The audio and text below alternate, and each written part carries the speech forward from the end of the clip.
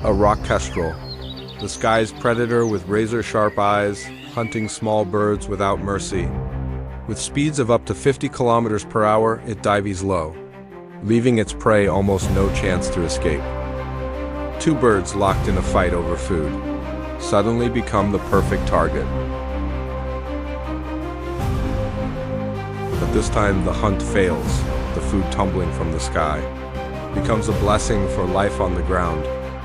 Our little hamster survives once again, thanks to the kestrel's failure. Danger from the skies may have failed this time. The prey escaped, and the hamster lived another day.